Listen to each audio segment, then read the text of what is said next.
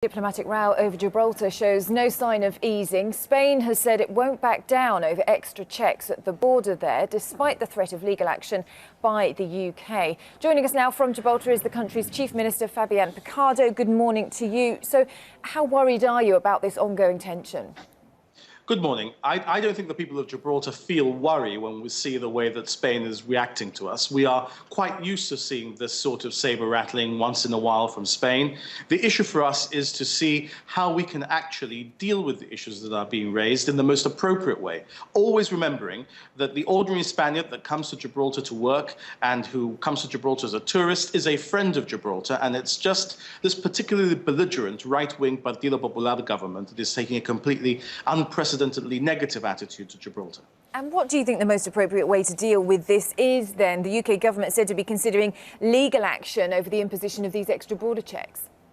Well, I think that the way not to deal with international disputes is to create queues at borders which affect the elderly, the infirm and the young. I think the right thing to do is to either go to the international legal fora and tribunals that are established for that purpose. And I challenged Spain at the United Nations in October, and ever since I became Chief Minister, to take issues relating to Gibraltar waters to the international legal courts or to enter a political dialogue. Now, there is a trilateral forum for dialogue that the United Kingdom, Gibraltar and Spain agreed back in 2005-2006. Spain, or rather the Partido Popular, has unilaterally withdrawn from that process. The United Kingdom and Gibraltar have said repeatedly that we remain strongly committed to that process of dialogue. Spain wants to reinvent that process of dialogue, not the Spanish parliament, but the Spanish government, this particular Spanish government, because they don't like what the Spanish socialists agreed, which was this trilateral forum. They want a quadrilateral forum, which equates Gibraltar to a region of Spain.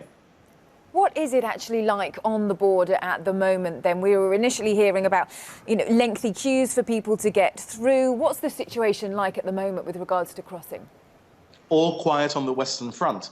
This is just something that happens sporadically. For example, we monitor the queues on a daily basis in and out of Gibraltar, and what we've been seeing for the past 4 or 5 days is that there'll be a queue that is set up for about an hour, and if you calculate how long it's taking each car to get through, you may be told it's going to take the last car in that queue 2.5 hours. But there haven't been queues for longer than an hour since David Cameron banged the table and made clear to his Spanish counterpart that this was unacceptable. But they are still playing games. Now, there have been spats about this ongoing for some time. There have been previous disputes.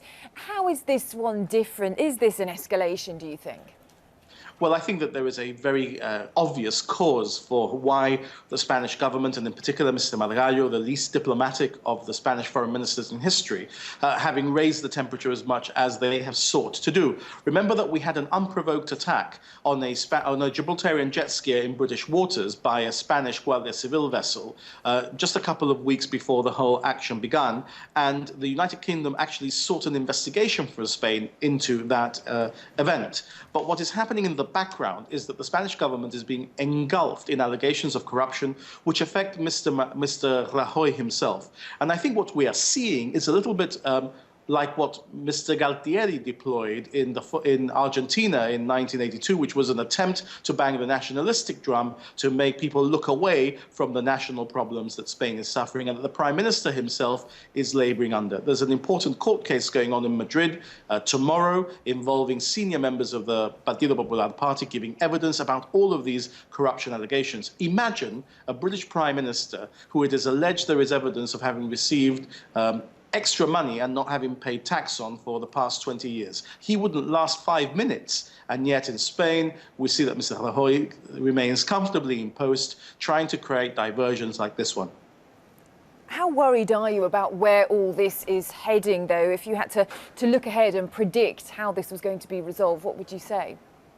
No, again, as I tell you, I don't think the people of Gibraltar worry when there is a dispute with Spain of this sort, because we've lived through so many. Remember, Gibraltar has been under siege almost since the year in which it was ceded by Spain under the Treaty of Utrecht, before it had been taken by conquest by the United Kingdom. There's a very popular group that are doing a play this month in Gibraltar called The Siege, because this is how Gibraltar feels that it lives constantly. This is actually turning out to be an excellent opportunity to explain to the world world, the reality of what happens in Gibraltar every day. And I hope Mr Rajoy is true to his word and we do get this matter into international legal fora, because in a fair international court, Gibraltar will win game, set and match.